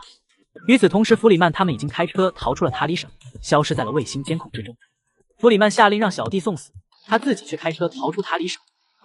二哥，他们好像没有追过来。我特么不下，这还用你说吗？走，回去，任务失败了，想想后面怎么办。他们回去之后，便向他们的老大汇报了这件事。克拉眉头紧锁：你们没和宋16起冲突吧？没有，遇到他们后，我们转身就回来了。不对呀，大哥，他们不过区几百人，我们为什么要怕他们？我怕他，我只是给他点面子，省得他把所有武器都卖给政府军，要不我分分钟灭了他。弗里曼悬着的心也放了下来，他知道自己大哥手握重兵，怎么会怕一个小小的雇佣兵？此时叶卡捷琳娜也休息好了。没有我的帮助，你们大熊国现在想介入叙利亚是绝对不可能的。你有什么条件？我要你们利润的30%，同时不能卖超规格武器。至于价格种类，你们自己定，但是价格不要太高。叶卡捷琳娜沉默了一下，事实确实如此，现在叙利亚的军火价格确实很低。好，那咱们一言为定。叶小姐这么大的魄力，不需要和家里商量一下吗？不要紧，这点小事我还是可以做主的。合作愉快。合作愉快。随后我把这件事通知给了巴赫将军。老哥，我给你介绍一个军火商，至于价格你们自己定。巴赫一脸懵逼。不是，我刚接电话，你也不说寒暄一下，这么直接吗？还有你不就是军火商，还给我介绍其他的做什么？老弟，你这是什么意思啊？这不是为了老哥好吗？老弟，这不是在给你铺路吗？什么意思？我不是很明白。你想啊，等打败反叛军之后，国际上不就有人支持你了吗？而且价格绝对比现在其他军火商的要便宜很多呀。巴赫眼前一亮，瞬间就想明白了这件事。老弟啊，你就是我亲弟弟，什么事都为我着想。你是我老哥，我当然要替你考虑啊。以后我要是灭了反叛军，老弟你来当总理大臣，什么事都不用干，权力绝对不在我之下。你看你说远了不是？老哥觉得这个买卖怎么样？难不成老弟说的是夏国？不是，但也是5大流氓之一，而且是最彪悍的那个。卧槽，老弟你和大熊国还有关系？牛逼呀！不看看你老弟我是谁？哈哈。对了，老哥，你记得过来接人。还有最重要的一点，交易过程中不要透露他们的信息，国际影响不好。老弟放心，这点是我还是知道的，绝对办得漂漂亮亮的。和巴赫寒暄几句后，我便挂断了电话。解决了，别忘了我的分成，可不敢黑我的钱哦，要不后果你是知道的。我能让你们在这里卖，也能让你们卖不出去。放心吧，我们大熊国人最注重信用。没过多久，巴赫就派人来把叶卡捷琳娜接走了。1号，发布必杀令，发给叙利亚所有军阀，我看看他能躲哪去。知道。另一边的克拉看着手中的必杀令，整个人直接傻了。卧槽，宋16这货竟然特么的有卫星！但他还是压制不住火气。他身为反叛军一把手，小弟却被我下达了必杀令。很好，我倒要看看你这个必杀令又能怎么样。通知下去，弗里曼最近不得外出，同时加派人手24小时保护他。时间缓缓流逝，很快3天过去了。克拉那边什么情况？老大，之前那个弗里曼已经被禁足了，同时克拉也调动了不少人回大本营。这是要和我硬碰硬，有点意思啊。那就来试试你能不能护住他了。我把叶卡捷琳娜介绍给巴赫后，马上对弗里曼下达了必杀令。1号，让老2带人正面进攻克拉的最外围城市，告诉克拉3天之内把人给我交出来，剩下的人跟我走，从另一边绕进去宰了弗里曼。是，保证完成任务。紧接着，我们的装甲车队浩浩荡荡的从塔里省开出，后面还跟着军车，车队以极快的速度疾驰，很快就到了克拉手下的第一个城市。队长，接下来咱们怎么做？原地修筑防御工事。一群士兵二话不说就开始执行命令。而此时的维塔城内，城主正拿着望远镜四处观察，情绪十分暴躁。援兵呢？他们怎么还没来？他们是爬过来的吗？老大，快了！我们收到消息，他们已经到达几十公里之外，因为有重武器的原因，所以慢了一些。听到这些，布雷才松了一口气，不然我们这么多人，他还真挡不住。就在这时，老2派出去的侦察人员也回来了。队长，我们已经查好了，城内的平民都跑了，只剩下布雷的1万多人。此时后方又走过来一个士兵，报告队长，我们后方不断有人来往，应该是对方的援军。好，继续观察。你带领兄弟们给我牵制住正面敌人，可以先给他们2炮提个醒，保证完成任务。来20人跟我走，我们去打掉他们的增援。随后老2带着20个人从一侧悄咪咪的离开了。突然维塔城方向传来2声爆炸声，布雷被吓得瑟瑟发抖。都给老子躲好了，这仗打得真憋屈啊！一发发炮弹在城内爆炸，虽然他们都躲起，但炮弹的威力巨还是炸。得到情报的克拉脸都绿了。区区一个雇佣兵，居然想跟我开启全面战争！和那个老登一定是疯了！我派出去的部队到哪了？老大，他们马上就到维塔城了，很快就可以投入战斗。而且我们带去了100多门迫击炮，就宋16那么点人手都不够我们一轮的。克拉这才算是顺了一口气，但是有一件事他想都不敢想，距离他不到100里的位置，一个不速之客正在快速接近。我嘴角勾起一丝冷笑，爱面子，等着吧，不把你的2皮脸按在地上摩擦，我都不信送。另一边的2号则带人埋伏在了援军的必经之路上。就在这时，前方传来发动机的轰鸣声，打头阵的是一队步兵。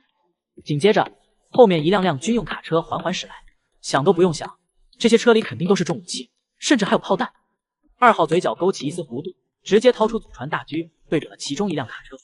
只听天地间一声闷响，下一瞬卡车轰然爆炸，车里的数百发炮弹也一起爆炸，形成了一个小型的蘑菇云。前面的步兵看到这情形，瞬间就傻眼了。越野车里的领头人直接懵逼，我那么大一个车队说没就没了，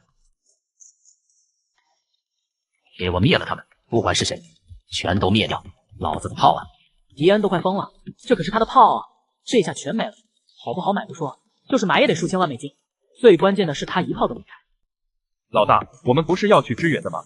我他妈还支援个屁呀！全都给我上！老子的炮都没了，还支援个毛线？拿什么支援？现在把那些人全部抓住！我要将他们挫骨扬灰！还没等他们开始冲锋，一连串的子弹就已经打过来了。我们这边人手1把重机枪，每人还背了一个 RPG， 全部都在疯狂。子弹擦着敌人的脸颊飞过，差点把他吓掉。你们都是傻子吗？给老子反击啊！随即一群小弟便把手中的 AK-47举过头顶，开始反击。这边的2号都看懵了，这是什么操作？他们都这么会玩的吗？这是哪门子的打法？让我开了眼了。二哥，有没有可能他们一直就是这么打的？好吧，是我想多了。既然如此，兄弟们给我狠狠的揍他们，别让这群狗过去。别忘了他们可是骂了老大的。说完，老2便继续一枪一样打。短短2分半，所有卡车都被老2的大狙打爆。迪恩也是浑身一颤，毕竟这种场面他也是第一次见。自己的3万多人被我们20人给埋伏了，传出去能让人笑掉大牙。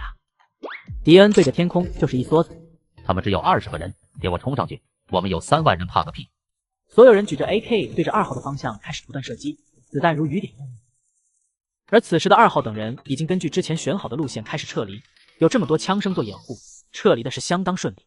另一边的布雷也听到了这震耳欲聋的爆炸声，赶紧派人出去接应，那边有重武器，要是被毁了，我们就完了。随后布雷便带领7000多人从城中冲了出来。2号他们刚刚撤退回来，就看到敌人。乖乖，这还能有意外收获？旁边的小弟也有点懵。二哥，他们脑子都有毛病吗？居然还敢出城！2号突然放声大笑：“兄弟们，跟我冲，拿下这座城！兄弟们，跟我上，拿下这座城！”2号等人便全部闪身上了装甲车，几辆装甲车浩浩荡荡的朝着维塔城开去。很快，装甲车队就进入了维塔城，装甲车上的重机枪，仅仅2分半，城内的士兵就被收割殆尽。此时前去支援的布雷斯毫不知道自己的家被偷了，甚至差点被愤怒的迪恩当成敌人给崩了。你过去看看什么情况？小弟一脸懵，再看看暴怒的迪恩，只能认命的过去。老大，没有人，一个人都没有。此时的迪恩都快气炸了。奶奶的，算他们跑得快。布雷这时焦急的走到迪恩旁边。将军，咱们快去维塔城吧，那边快顶不住了。迪恩冷哼一声，便下令继续前进。就在这时，天上突然出现一大片黑点，看上去像是一大群鸟。迪恩指着天上的黑点问布雷：“那是什么东西？我们叙利亚什么时候有这么大群鸟了？”布雷定睛一看，直接骂出声来：“我操，这尼玛是炮弹呢！隐蔽，全都隐蔽！”一声巨响之后，那一群人已经排队去喝汤了。迪恩现在嘎人的心都有了。你他妈是不是要反？居然敢偷袭我们，还他妈用大炮轰我们！布雷差点就哭了。你放屁！我们根本就没有大炮，而且这么大口径的炮弹，这他妈是猛虎佣兵团的人！我的城丢了！迪恩看着周围的战场，心中涌起一阵凄凉。这还是他第一次出现这种无力的情况，连对方人都没看到，自己就全军覆没了。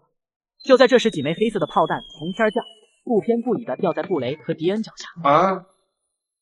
至此，叙利亚少了一个将军，少了一个城主。另一边的克拉很快也收到了消息。废物，全他妈是废物，都是干什么吃的？老子的3万人，他还没到地方就让人一锅端了。老子给他那么多重武器，他一炮没打，他怎么不去死呢？克拉发泄一通后，无力的坐在椅子上，旁边的小弟一句话都不敢说，心想着你说晚了，人家已经去找孟婆报道了。弗里曼现在怎么样？回老大，二当家最近很安分。克拉现在嘎了弗里曼的心都有，要不是因为他，自己也不会损失那么多重武器。在离他不远处的一个楼顶上，我默默的看着他们的表演。先让你们潇洒一会儿，等我办完事给你们刷一个火箭。小泽，帮我找一下弗里曼在哪？哎，宿主你是真麻烦，好吧，谁让我是天下最好的系统呢？找到了，就在这个别墅里。好，出发。很快我们就到了这个别墅外面。好家伙，人手不少啊！老大，我们怎么做？继续暗杀吗？那是我们的风格吗？都到这里了，当然要把动静闹大一点。兄弟们，给我狠狠的打！3分钟之内必须解决战斗，我还得给他们送一个大礼呢。是，保证完成任务。话音刚落，众人对着别墅就刷了10发火箭，剧烈的爆炸把屋里的弗里曼吓了一跳。卧槽，什么东西？外面的，你们是谁？帮我一马，500万美金马上到场。就在这时，房门被一脚踹飞，直接把门后的弗里曼拍在下面。咱们之间的账可不是500万美金能解决的，我说了嘎你，你就一定得嘎。大哥，能不能饶我一次？我错了，我真的知道错了。我知道你错了，但是我这个人啊，从来不给别人第2次机会。我头也没回的走出别墅，办公室里的克拉显然也听到爆炸的声音了。来人，那边发生什么事了？给我查清楚。说完，他就走到窗户旁边，瞬间就看到站在外面的我。卧槽，快跑！一声巨响之后，克拉和他的小弟已经倒地不醒了。克拉就此陨落。真当我猛虎佣兵团是跟你闹着玩的？这就是和我作对的下场。至此，塔里省已全部统一，接下来该开始新的征程了。我正在想着下一站去啊，这时手机突然响了起来。你好，我是巴巴杨国的总统，听说猛虎佣兵团能为我们提供帮助。不是，你说话怎么还结巴呢？名字都念错了。没有啊，我们就叫巴巴杨啊，我们可是夏国的铁兄弟。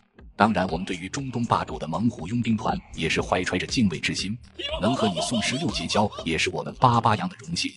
看来这巴巴杨是提前给巴赫打过电话了。所以你这是来拜码头来了？老大，我这次是带着诚意来的，可以与叙利亚达成战略合作，而且我们也能带动塔里省内部的经济发展。我们国库并不充裕，这些年一直被那些忘恩负义的东西打压，他们的手段让我们有些招架不住。我还能拿出10亿美金，不知道老大能不能帮小弟一把？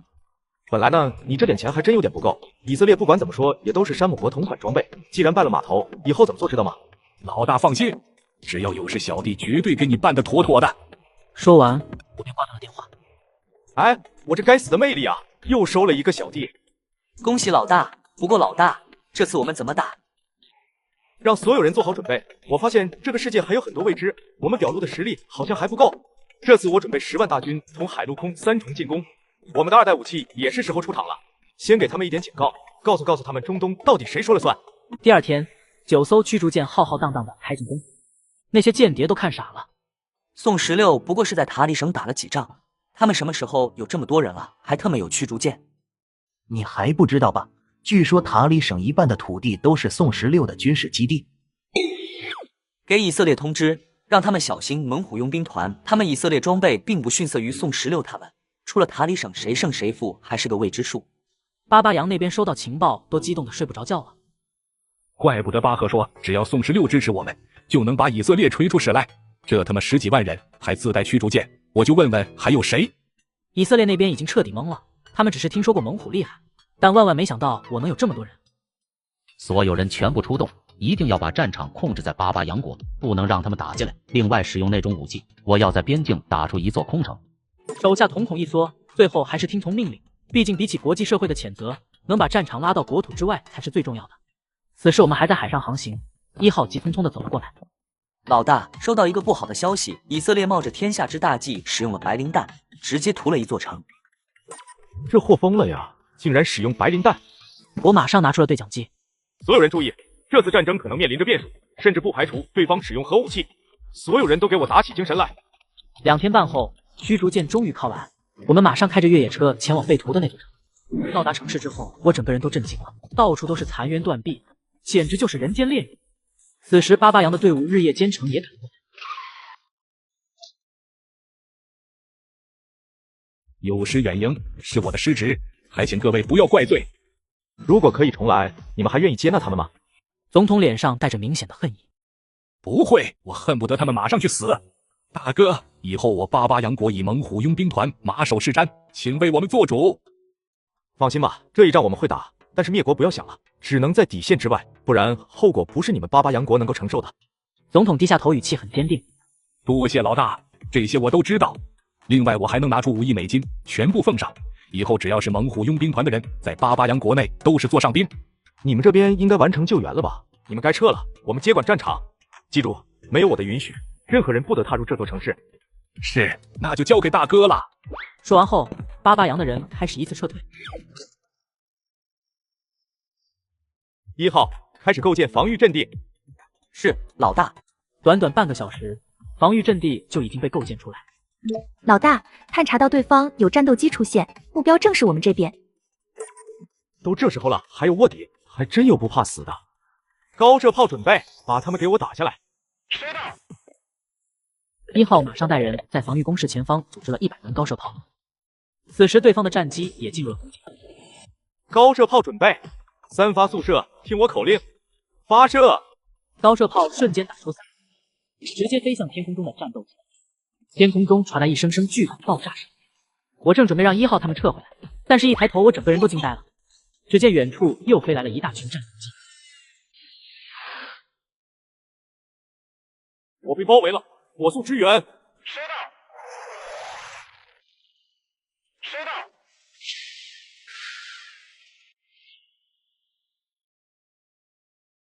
我们刚刚轰掉对方的3架战斗机，没想到很快又飞来了一群。战斗机直接铺满了整座城市上空，无数炸弹被丢了下来，整座城市再次遭遇。已经撤离的巴巴扬队伍全都看到了这恐怖的一幕。总统，让我们回去支援吧。那座城市没有防空洞，他们那么多人根本没地方躲藏。空袭过后就是大军压境了，就算宋16他们再厉害，也没办法防御啊。这是火力压制，与实力战术都没有关系。巴巴扬总统此时也很纠结，最后还是咬了咬牙。去下一座城市构筑防线，我答应了宋16，没有他的消息之前，任何人不能进入这座城市。可是，没有可是，现在执行命令。巴巴扬的队伍马上向下一座城市赶去。另一边的战场上，数百架战斗机准备战斗，今天就让他们知道这个中东谁说了算。炸弹洗地，没想到我也有这一天，幸亏老子早有准备。马上我也开始部署，每个破楼上都上去了2名狙击手，同时大家也都拿出了重机枪准备应战。1号，你带人去那边，给我狠狠的打。收到，保证完成任务。他们刚刚构筑好防御工事，对方就开始进攻了。1号等人直接就杀了他，瞬间就倒了一大片人，但是后面的人好像机器一般，继续往前冲。不是，你们有毛病吧？这他们都敢推进。虽然很疑惑，但这么好的机会他们可不会错过。手里的 RPG 不断地招呼他们。远方的巴赫也收到了最新情报。这到底是谁的国家？为啥变成猛虎佣兵团 vs 以色列了？巴巴扬呢？难道都退居2线了吗？旁边的小弟也蒙圈了。巴赫直接打电话给巴巴扬总统：“我让你把危险的交给宋16，你直接把所有人都交给他了。”总统此时也很无奈。我也不想啊，但是他们打的时候，我们没办法插手啊。他们嫌弃我们的人碍事，让我们的人在后面看着。巴赫嘴角一抽，他知道这种事我能干得出来。那你准备好大出血吧，这一仗可不便宜。总统坚定地点了点头。这点放心吧，我已经把15亿美金全部拿出来了。今后3年的税收，我拿出30%来孝敬老大。所以你混成他小弟了？我操，老宋他不厚道啊，挖我墙角。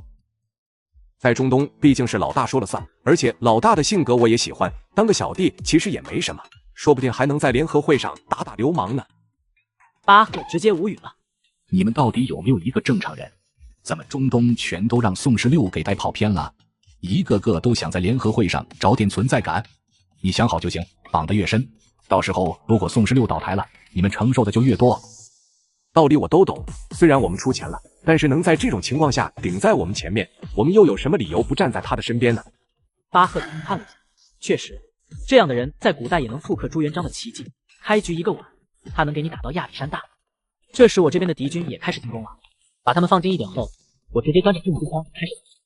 楼上的狙击手更是一枪一个小可爱，正打得激烈，这节骨眼上突然来了个电话。宋16，有种你出来，躲在那里算什么本事？你的嚣张劲呢？你这糟糕的激将法，3岁小孩都不能上当，你当我傻吗？还超强雇佣兵呢，就只会这些阴谋诡计，你这个名头太假了。没猜错的话，你们的战斗机应该快到了吧？你要干什么？就算是高射炮，你又能拿出多少？这次我们可是有准备的。谁说我要用高射炮？战斗机，你想和我空军对决？不，你理解错了，不是对决，是碾压。接下来，请欣赏你们空军的绝唱。战斗机不断的发射，很快就把对方的战斗机所有坦克都给我上，10分钟之内给我打穿他们。这一道命令发出后，猛虎的钢铁洪流出现了。2号，该你出手了。收到。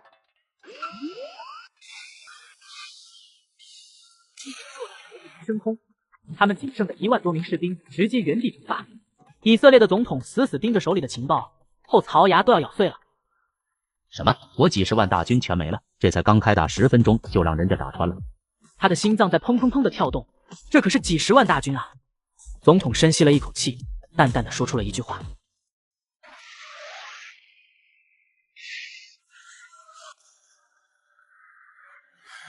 我的几10万大军呢，就这么没了，太可怕了。他思索了2秒半，很不情愿地拨通了电话。此时的我已经回到了驱逐舰上。谈和吧，我们输了。宋16，说说条件吧，我们认栽了。哈哈，人家巴巴扬给我15亿美金呢，这么多钱花不完，根本花不完。15亿，你就为了区15亿美金就来打我们？怎么了？难道不行吗？我可是雇佣兵啊，钱到位指哪打哪。总统现在肠子都要悔青了。你早说呀！你要是能帮我们拿下巴巴扬，别说15亿了，我给你100亿美金都没问题。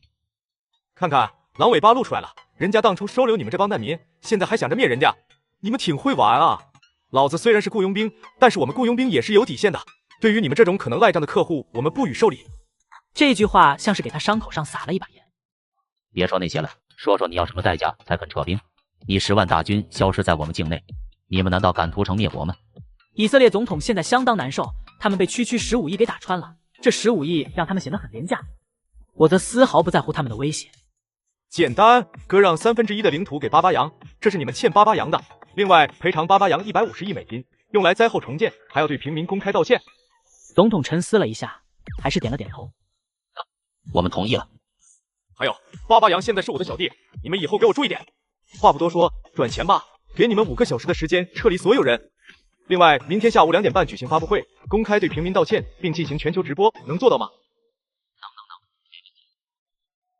小小雇佣兵竟敢威胁我，等着吧，明天发布会送你个大礼。不对呀，这老小子答应的这么爽快，肯定有点猫腻。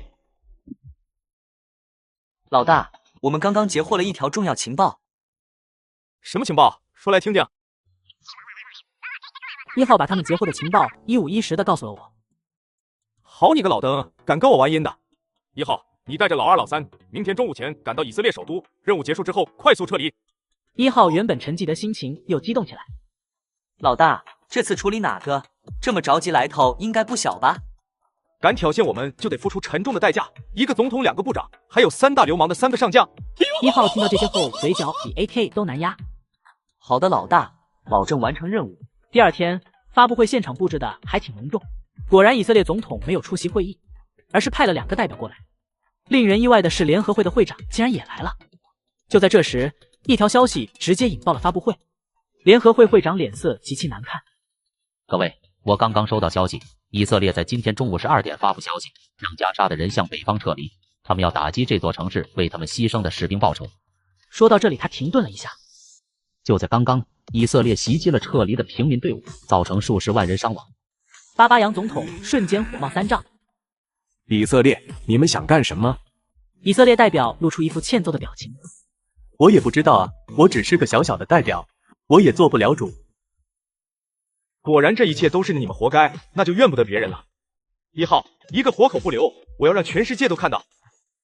老大放心，他们绝对不会完好无损的离开。1号他们都端着大狙隐藏在楼顶，每个人都占领了一个制高点。而此时的发布会上，众人吵得不可开交。这时，伊拉克的代表一步步的走到台前。我们中东，我们阿拉族不会放弃抵抗。从现在开始，伊拉克对以色列全面宣战，并且伊拉克境内所有山姆国军事基地皆在打击范围之内。山姆国代表脸色一变，显然这个变数不在他们意料之内。你在说什么？你是想对我们山姆国宣战吗？伊拉克代表丝毫不爽。我们总统让我原话告知，你们这些强盗如果想打，那我们一定奉陪到底。从今天开始，切断中东所有对以色列和山姆国的石油供应。如果有其他国家公开支持以色列，我们也同样如此。山姆国代表眉头一皱，这些国家平时联合起来都无法抵抗我们，今天怎么一个个都支棱起来了？你们这种封锁是不合理的，我们完全有理由对你们出兵，而且你们现在在威胁我们军事基地的安全。这时，巴巴扬总统默默地补充了一句：“你现在揍他一顿的话，宋16绝对能保你。他就喜欢那种能打山姆国代表的莽夫。”老子忍你很久了。伊拉克代表听到这话，抡着拳头就冲上去了。我让你威胁我，老子你弄死你！今天是我个人行为，与身份无关。代表是吧？山姆国是吧？老子打的就是你山姆国代表。伊拉克代表一边说一边打，不得不说中东代表真是一个比一个彪悍。啊！你敢打我，你完了！我可是代表山姆国。我去你大爷的山姆国！好，打得好，大不了往塔里省跑，山姆国不敢过去，他们怕宋16发飙，快往死里打！就在这时，发布会大门缓缓打开，所有代表诧异的回头看去。这个时候能有谁来呢？只见阿里一步一步走到台前，所有人的眼神中都闪过一道金光。我们老大说了，巴巴扬从现在开始他罩着的，谁敢伸手就剁掉谁的手，无论身份。还有，老大让我给你们看一出好戏，各位稍等片刻。阿里的突然出现，再加上这一番发言，明显有问题。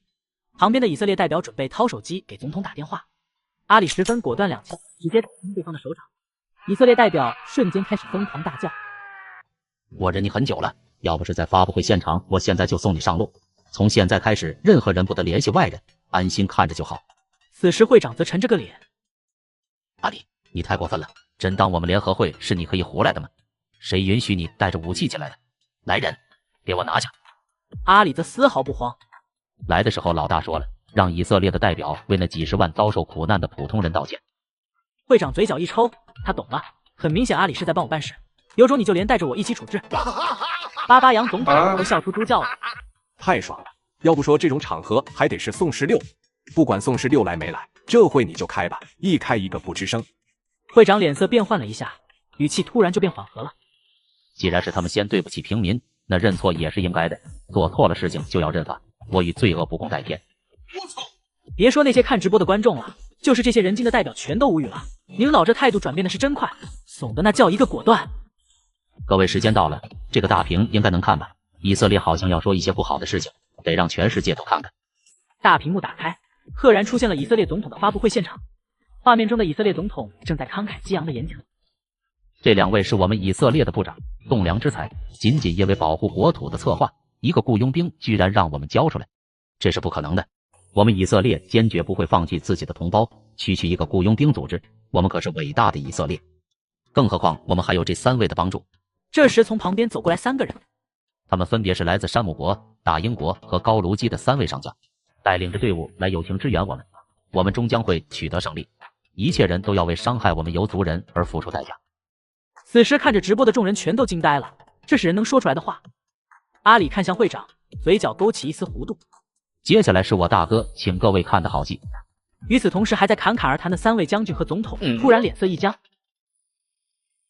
他们几人还没反应过来，6颗子弹急速向他们飞去，部长和总统直接被打成碎片，3个将军则是眉心出现了一个小红点，不甘心的倒了下去。巴巴扬总统已经彻底惊呆了，卧槽，大哥你来真的呀！不光嘎了之前说的2个部长，现在连人家的总统和3大流氓的上将全都送走了。会场中的所有人顿时倒吸一口凉气，太狠了，太疯狂了。宋16，你们是想挑起战争吗？就在这时，我的声音突然出现在了发布会现场。宣战？那不是你们先开始的吗？我只是被动接受。我再说最后一遍，巴巴扬现在我罩着的。如果以色列不想被灭国的话，就按我之前说的去做。阿里，剩下的就交给你了。说完，我便挂断了电话。哎，这阵子也太累了，每天不是在打仗，就是在去打仗的路上。中东也算是稳定了，终于可以休息一段时间了。